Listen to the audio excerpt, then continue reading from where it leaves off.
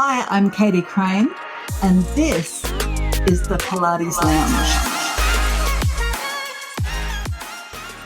Hi everyone, my name's Katie Crane. I'm the Pilates professional. Welcome to another episode of the Pilates Lounge podcast. Today I am talking all about pelvic floor, the foundation of our support. I'm specifically going to be talking about pelvic floor health for women in menopause or post-menopause.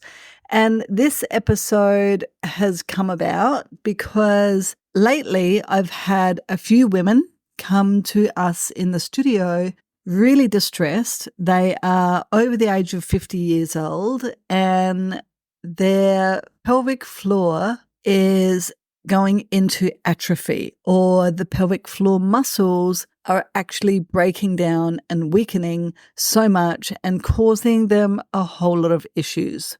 This conversation that we sometimes have in studio, if you've never had it yet and you are a Pilates professional, it is coming your way at some stage in your career, and I want you to be ready for it. Because I think that as women, as movement educators, as movement lovers, we don't always have a very good understanding of just how different women's bodies especially are as we age. And so there can be a tendency to treat everybody the same. But the beauty about working with the body is that every single body that gets on a machine in front of us, whether it's a reformer, a Cadillac, the tower, the Wonder Chair, or whether you're working on the mat with somebody, every single body is individually unique. And I think that it's super important that we treat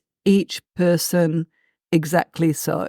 Now, while everybody is unique, it really helps us as Pilates professionals if we can, to some extent, put people in categories.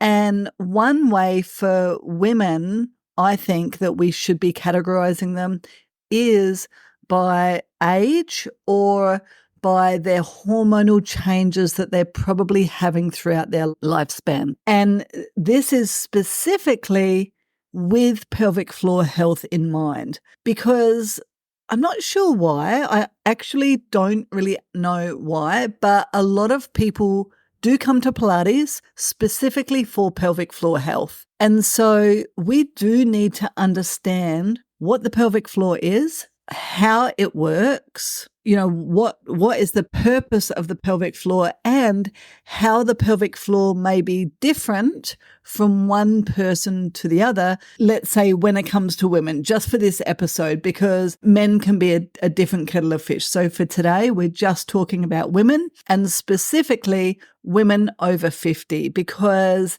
I could do a whole episode on this, which is why I'm here. So women over 50, it's safe to say that the majority of women over the age of 50 are in menopause. So remember from my menopause show when I spoke to Dinah, we talked about what menopause is. So menopause actually it's one day. So you are in menopause in one day, but the lead up to menopause can take, which is perimenopause, can take up around about 10 years. That's perimenopause, takes about 10 years. But menopause is considered when it's been a 12-month cycle without menstruating.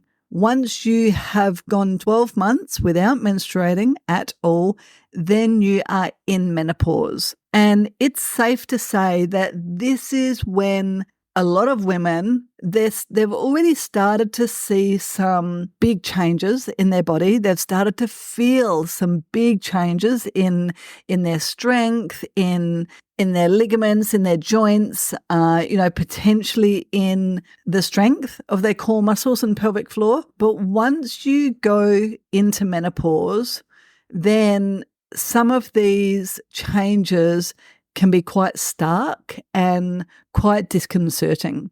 When we talk about pelvic floor atrophy, so atrophy in general of anything means that the muscles are weakening, and they're weakening quite quickly, or they're weakening a lot. So you could have muscle atrophy, say if you broke a bone, say if you break your femur and then you can't walk on that leg, then you would end up with muscle atrophy in your leg muscles. So those leg muscles would break down, and then you have to build them up again.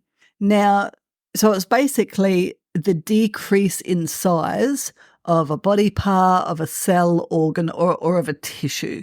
Now, atrophy is really, really important to understand because it is happening to women's pelvic floors because of the change in hormones. So some of our sex hormones, and in particular estrogen, is what keeps the wall of the vagina and the muscles of the pelvic floor plump and, I guess, juicy and pliable and flexible and reboundy, so bouncy, but also keeps them strong. So once a woman goes through menopause, then her levels of estrogen in particular, so estrogen, progesterone, and testosterone, all decrease once we go, even through perimenopause, they're already decreasing, but they decrease a lot once we go into menopause. So around about the age of 50 to 55 is pretty common for women to move into menopause. And when we have a lack of those hormones, then those muscles really start to struggle to keep up their tasks. And women with vaginal atrophy or pelvic floor atrophy could experience things like vaginal dryness, pain during intercourse, itchiness. It's actually like a thinning and a drying of the tissues of the vaginal wall and of the pelvic floor. They could end up with burning with urination, urgency with urination, frequent urination, recurrent urinary tract infections because they don't have enough lubrication, potentially light bleeding after intercourse because the vaginal wall is too dry, discomfort, of course, and also a shortening and tightening of the vaginal canal. And of course, if your muscles are atrophied, so if it's easier to imagine because you can kind of visually see the muscles in the leg, but imagine if you've broken that bone in your leg and you can't use your leg, what it would look like when those muscles atrophy, when those muscles decrease in strength and as a result decrease in size, and then you look at your other leg and it's the normal strength. They're two totally different legs. Like you've probably seen that in the studio before where somebody's had an accident or done damage to one of their limbs and that limb is much smaller than the other one, and it takes a long, long time to rebuild the strength of muscles that have gone into atrophy. So if you imagine that within the pelvic floor, within the wall of the vagina and the wall of the anus and all of the pelvic floor muscles, it could cause all sorts of problems, and it does cause all sorts of problems, including incontinence, which can be really, really scary for women and quite disconcerting. Not only are they experiencing all of these like physical symptoms, the dryness, burning, itching, all this type of things, but then you've got to worry about not getting to the toilet in time. So this is why I'm here today having this conversation. It's a super important conversation to have. And I know that if you've been following me for a while, you probably know that I'm not a fan of queuing to switch on your pelvic floor. I'm not a fan of it because the way that we often teach Pilates is to a group or is to, a small population. And it's very, very important that we're not assuming that everybody in that group needs to switch on their pelvic floor. But what I'm talking about today is working with a unique individual who does need to actively be switching on their pelvic floor to regain some of the muscle strength. Now, there's some interesting observations that I've made over the years with women who end up with pelvic floor atrophy. Now, not all women do.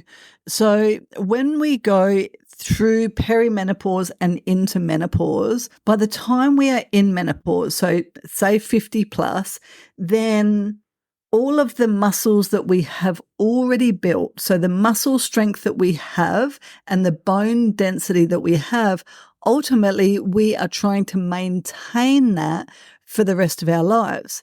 Now that gets harder and harder every decade. So by the decade, women, because of the hormone changes, I'm pretty sure I've said this before, but we can lose 3 to 5% of muscle mass per decade.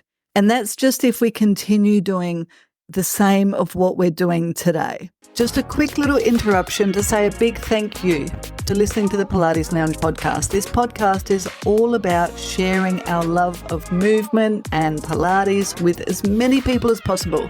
So if you're enjoying the show, please take a moment to review us so that we can get the word out there. Also, if you haven't joined us on the Pilates Muse newsletter, it's a bi-weekly newsletter that shares a whole load of information with you. And we also have virtual online education programs. So if you're looking to get inspired and grow even more as a Pilates professional, check us out, www.thepilatesprofessional.com.au. Back to the show. So you've got to continue with the same weight bearing, the same exercise programs, the same lifestyle and all of that sort of stuff. But if you decrease what you're doing, so if you get slacker and you're not going to your classes where you're building muscle strength, or your diet is not as good as what it was when you were younger, then you could lose even more than 3 to 5% of muscle mass overall per decade. So ultimately, it's an uphill battle for women to maintain their muscle strength in general. So that means that whatever you've been doing pre-menopause, you probably need to up the ante once you've gone into menopause. And in fact, I would love to think that women are training like in those 10 years before going into menopause, they're really training with the intention of being as strong as possible by the time they hit menopause so that it's not such an uphill battle. But that's not the reality of what we see in the studio.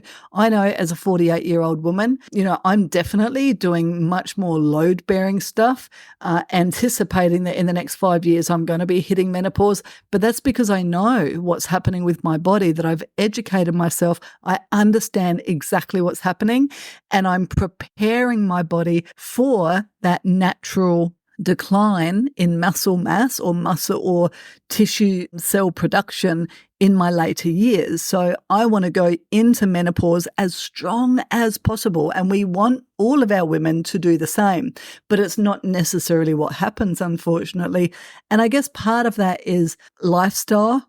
Like we probably see a lot of women in their 40s, say in their late 30s and their 40s, and they've got families. Maybe they're also looking after their own parents as well as their own children. They're traveling. They're potentially almost at peak part of their career, so they're very involved in work. And women from around about 30 to 50, it's probably when we are the most time poor.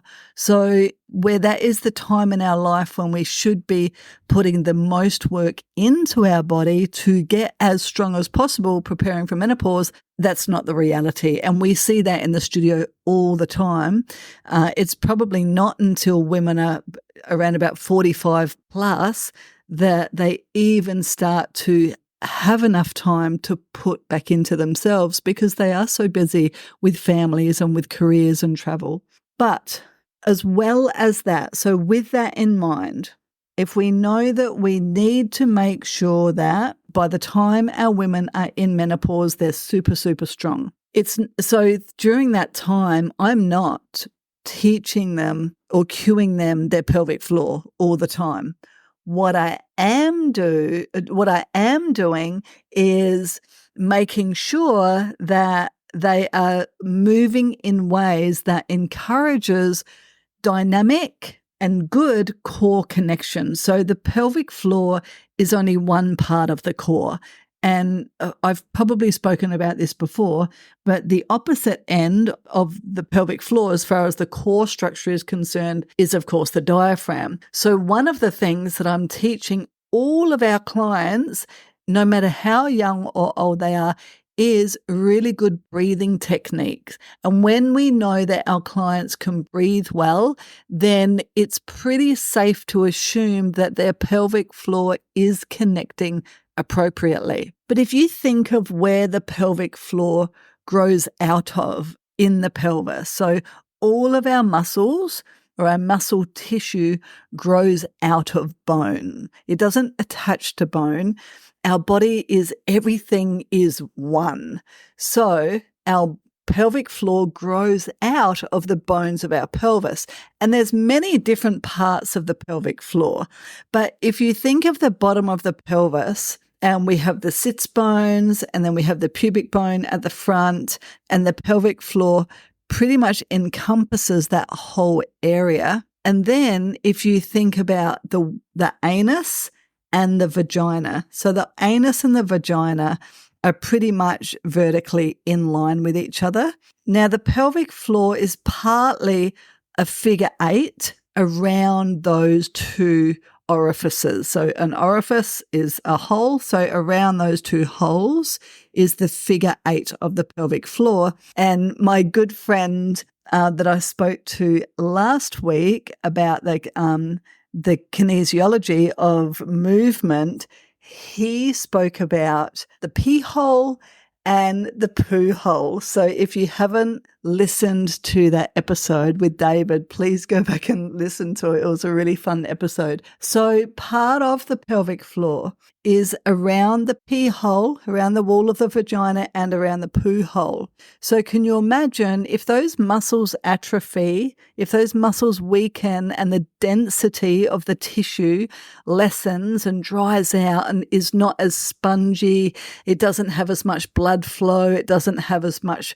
lubrication, then you could end up with issues of the bowels or through the poo hole or of the urinary tract or the vaginal wall, which can be very, very problematic for women that are suffering from this. So when I'm working with women in general, I want you to imagine for a moment you're doing footwork with somebody on a reformer. So imagine what would happen at the bottom of the pelvis when you're doing your wide foot position. So you've got we always say that's your 4th foot position. So you've done your heels parallel, toes parallel, small V, your wide V heels and wide V toes. Super important. And interestingly, I've been to a lot of Pilates classes, specifically in like the reformer studios, where they don't do all of the footwork. All of the footwork is absolutely key for good pelvic health. So please don't ever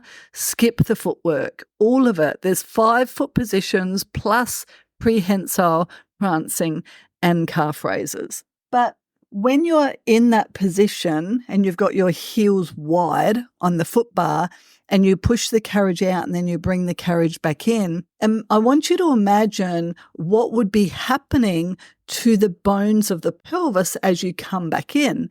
And I specifically want you to imagine what would be happening if you're actually resisting the load as you come back in. And then as you push away, what would be happening? This is the way I think about it. And to me, this is like pelvic floor strengthening 101.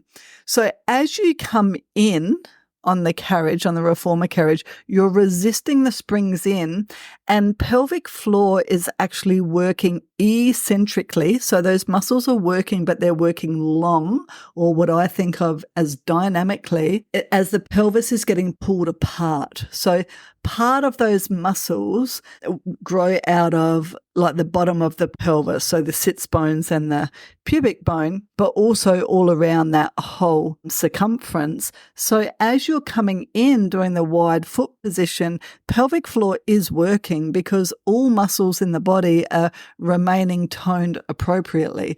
It's never that pelvic floor is not working anymore because you're coming in. It's that those muscles are working eccentrically or long. And then as you push away, the bones of the pelvis are coming closer together at the bottom and pelvic floor is working concentrically or coming closer together. That specifically is working the pelvic floor and improving pelvic floor health, getting women ready for the menopausal years. So number one, please always do footwork and things like feet and straps. It's such a great way to really access those muscles. But then I do want you to consider that Pilates is all about changing our relationship to gravity. And of course, when you're laying supine or when you're laying on your back and you've got your feet on the foot bar or your feet in the foot straps, then that is not a very functional relationship to gravity, because we actually want the pelvic floor muscles working like that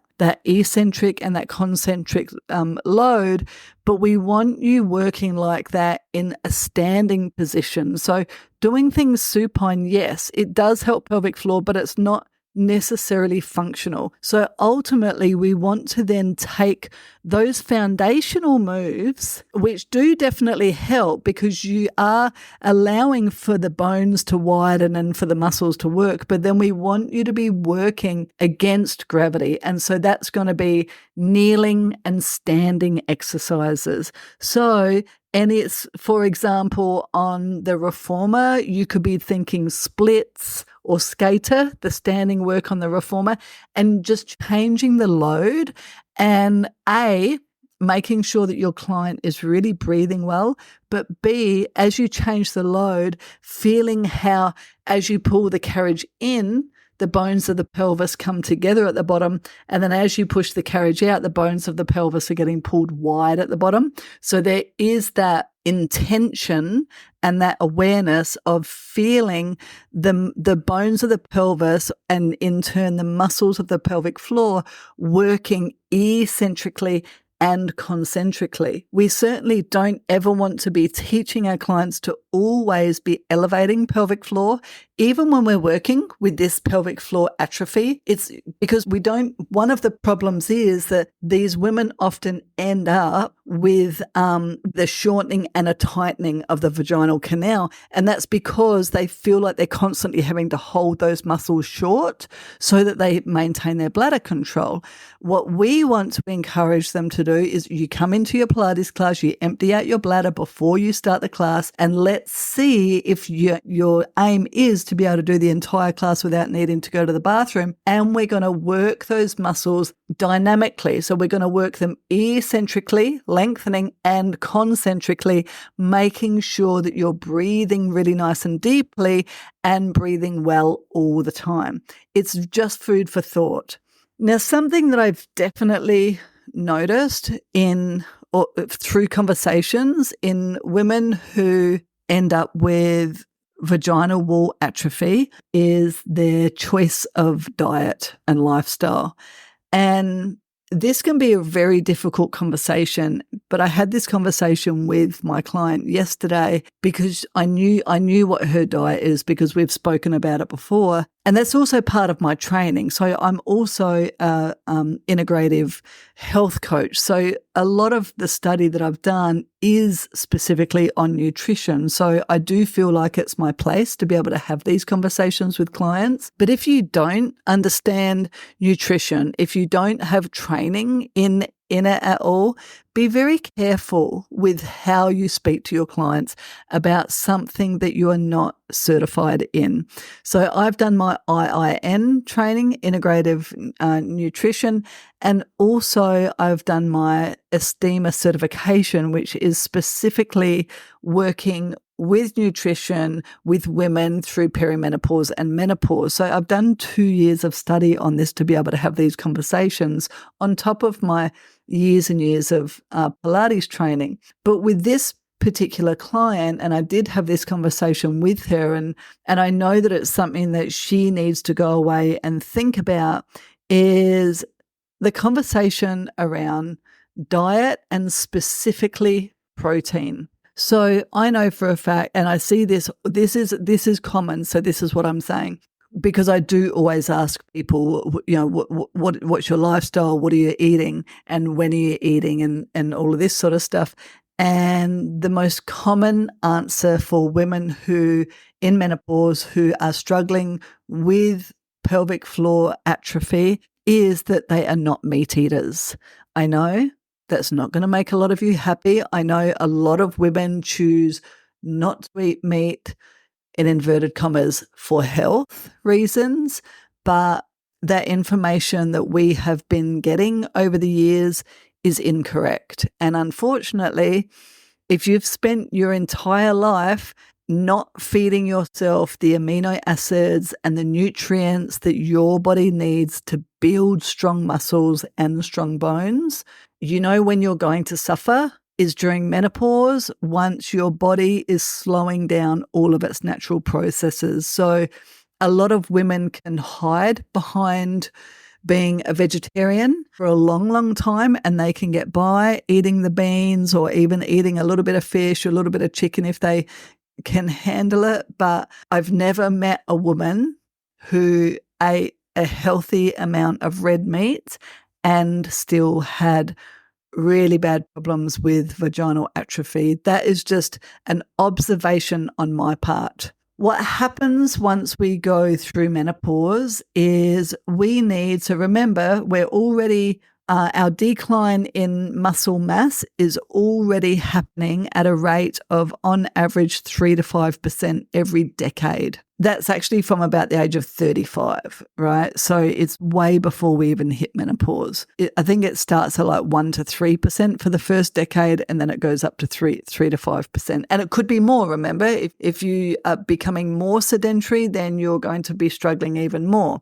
If you're not adding load to allow for that natural loss, then you're going to be losing more. So we've got to actually be adding more load to our menopausal women for them to maintain their muscle structure of their entire body. But so by the time we get to menopause, just to maintain our muscle mass and our bone density, we require approximately 120 grams of protein every single day. As women, 120 grams approximately. Well, that's for my body weight anyway. So I'm about 65 kilos and I need 120 grams. So you can figure that out by learning your body mass index and then knowing how much protein you need. But for most women, it's going to be approximately 30 grams of protein every single meal, if you are having 3 meals a day, just to maintain your muscle strength.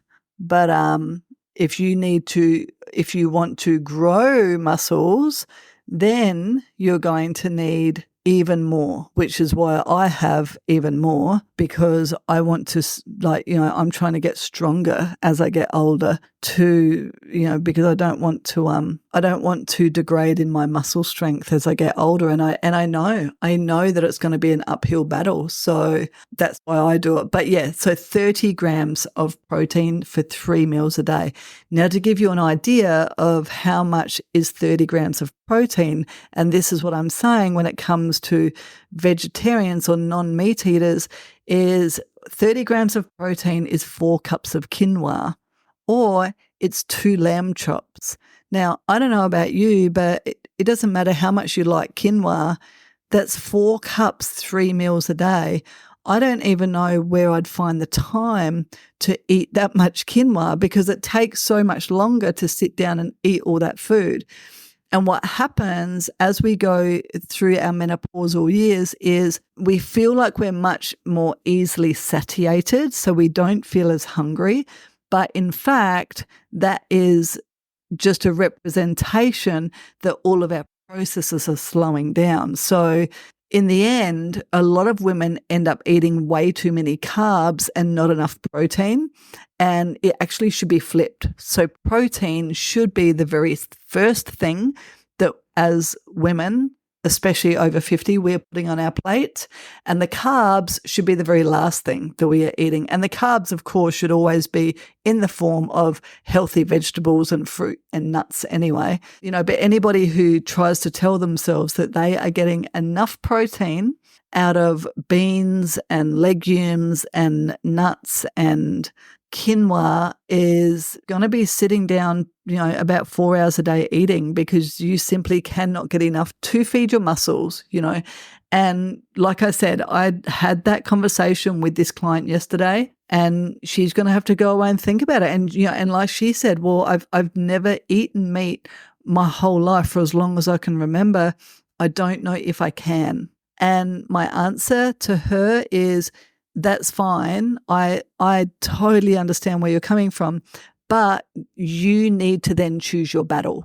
So which is the bigger battle for you? Is it the battle of not eating meat, or is it the battle of having this issue of muscles breaking down because you simply cannot feed your body the amino acids that you need to be able to rebuild muscle? Now, of course, somebody who is struggling to get enough of the essential amino acids in their diet is going to have to be taking supplements. So I'm not a supplement expert, but you can definitely get your BCAAs, all of your proteins and collagens as well. So collagen is a big one. As we get older, then we end up with more of some collagen and less of others. We end up with less of the collagen that keeps us nice and bouncy and juicy, and we end up with more of the collagens that kind of stiffen us up. You will notice that. I mean, you will see that when you're working with women who are over 50, they're much stiffer in general than a woman in her 20s. Part of that is the change of collagen types that are being produced in the body. But specifically, you want to be taking enough collagens and enough proteins to be feeding the muscles and to be feeding all of those internal systems that are really, either going to give us grief or give us joy throughout our lives. So I do think that this is super important information for us as Pilates professionals.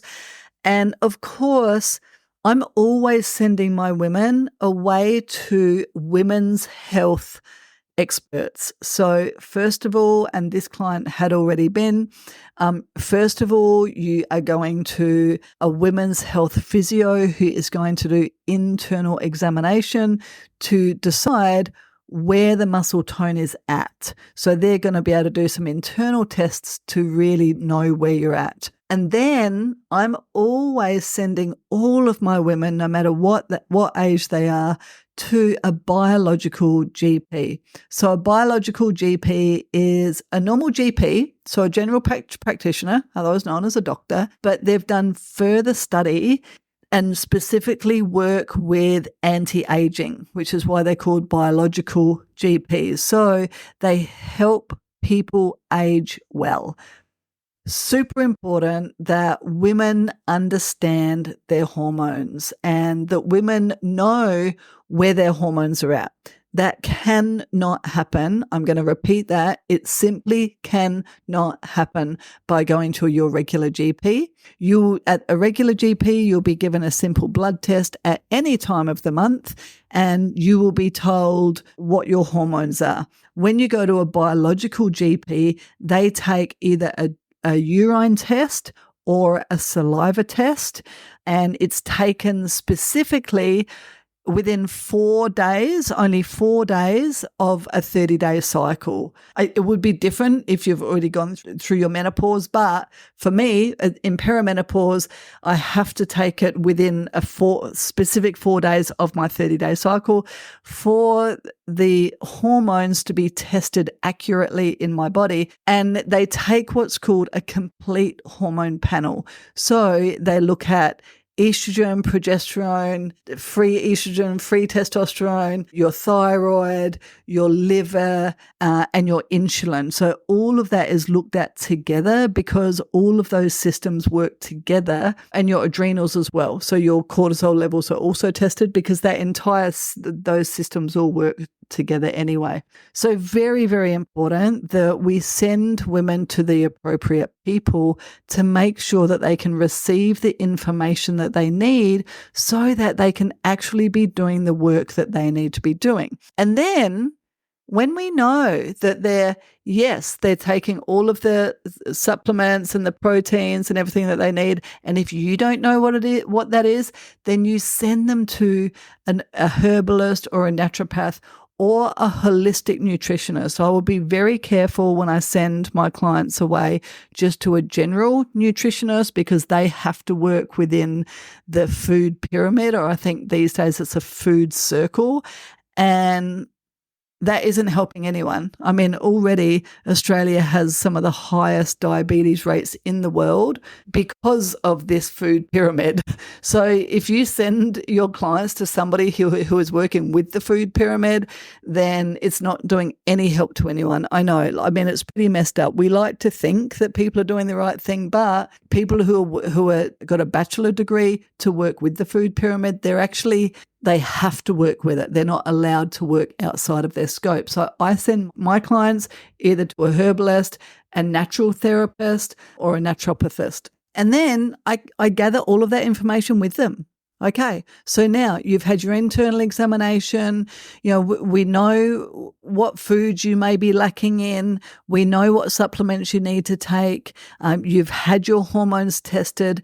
Now we know exactly what we need to do. And in the studio, we are loading them up as much as we can in all of their muscles, knowing that FYI, pelvic floor never works on its own. It's one part of an entire system. So when we're working pelvic floor, we're working the diaphragm, we're working multifidi, we're working psoas, and we're working transverse abdominals. So ultimately, it's all of the positions in Pilates, and the focus now for my menopausal women is on good breath work and feeling how those pelvic floor muscles connect in different body positions. So if you're in a deep squat position, pelvic floor muscles are working, but they're widening. If you're in your releve position, so up on your tippy toes with your heels together, legs straight, pelvic floor muscles are working, but they're elevating then. I'm very, very careful not to always be cueing elevating, but rather giving them exercises to physically feel in their own body what is happening. There's plenty of other things that I do give them. Sometimes it will be self-massage, just around the belly area as well. Just some gentle massage. Things in the swimming pool is fantastic as well. And even deep squats at home. And doing things at home like sitting with your legs crossed on the floor is great for pelvic floor health.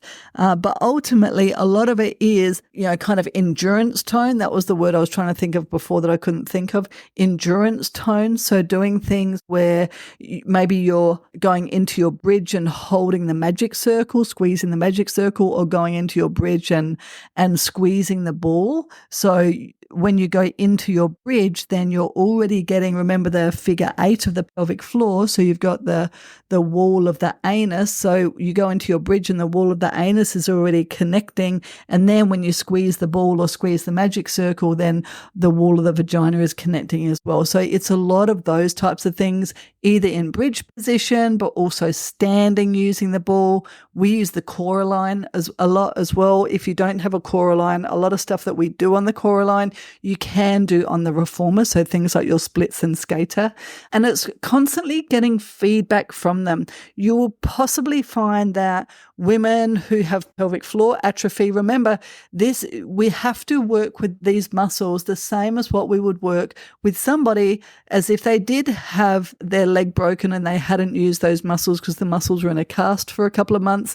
it's the same. Atrophy is atrophy. So it's a slow rebuild. So we're doing little exercises every day over a long period of time, and we're trying to get them to the point within the Pilates session that they're aware of how those muscles are working for the entire session, but they probably fatigue quite quickly. So I probably go from laying down for a little bit to standing up, from standing up to 4-point kneeling, from 4-point kneeling to sitting on a box or sitting on a ball. Sitting on a ball is a wonderful way for women to feel their pelvic floor, because they can actively feel when your legs are wide and your feet are on the floor. You can feel the pelvis on the ball. So then the ball becomes the tactile feedback. So we're often using equipment and the machines and props to give tactile feedback. Sometimes a conversation can get a little bit intimate. So it is really important to be aware of